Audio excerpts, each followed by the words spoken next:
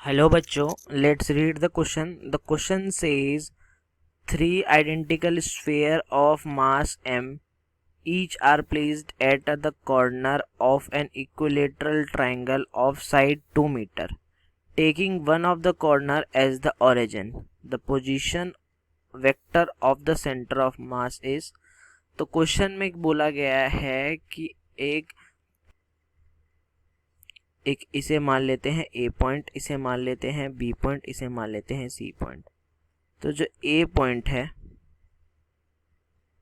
वो ओरिजिन पे है, इसे मान लेते हैं 0 0।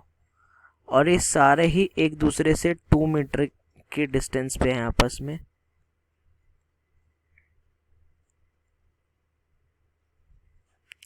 यहाँ पे एक आइडेंटिकल स्फीयर है, एक यहाँ पर है और एक यहाँ पर है। तो आइए देखते हैं क्वेश्चन में करना क्या है। क्वेश्चन का जो पहले की कंसेप्ट है, की कंसेप्ट जो है वो क्वेश्चन का है सेंटर ऑफ मास। तो सेंटर ऑफ मास में क्या होता है, RCOM लिखते हैं M1R1 plus M2R2 plus M3R3 dash dash dash upon M1 plus M2 plus M3 dash dash dash dash. तो इस क्वेश्चन में पहले देख लेते हैं, यहाँ पे एक्स एक्स और आ जाएगा 2 0। यहाँ पे हमसे पूछा जाए यहाँ पे तो ये आ जाएगा, ये हो जाएगी हाफ डिस्टेंस, इसे बोलेंगे 1 0। यहाँ पे हमसे कोई पूछेगा तो हम बोलेंगे 1 और वाई एक्सिस पे कितना बोलेंगे, ये एंगल है 60 डिग्री।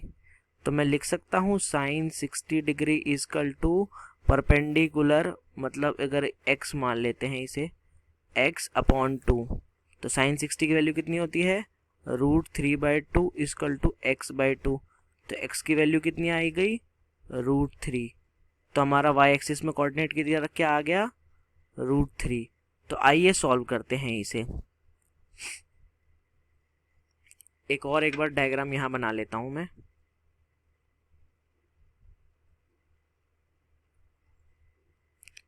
ये ओरिजिन है, ओरिजिन पे 0,0 रहता है, यहाँ पे 2,0 है एक्स एक्सिस पे, यहाँ पे 1,√3 है। जब हम एक्स एक्सिस से RCOM करेंगे, जब हम RCOM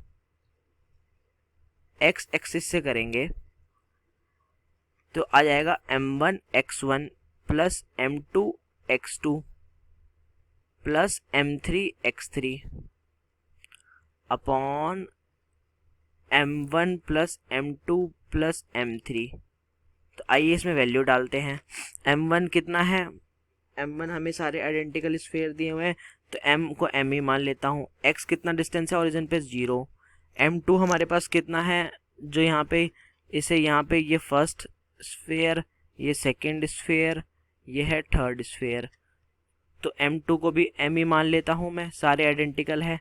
ये 2 डिस्टेंस पे है और जो थर्ड वाला स्फीयर है वो एक्स एक्सिस के 1 मीटर दूर है।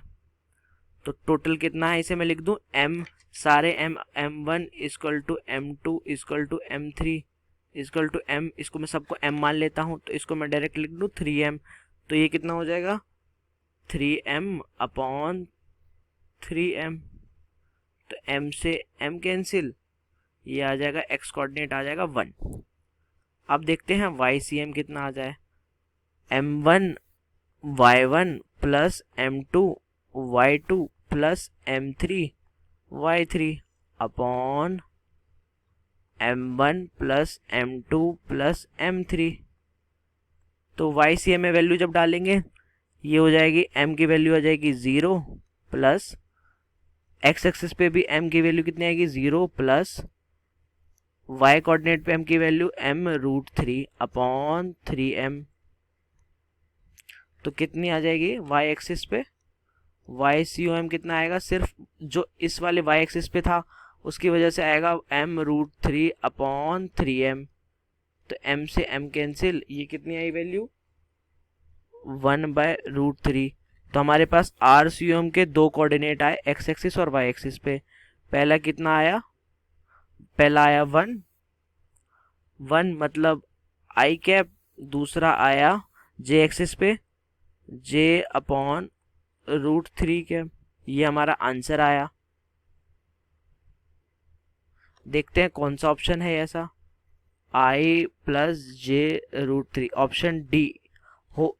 तो answer is option D. Hope you understood it well, best of luck.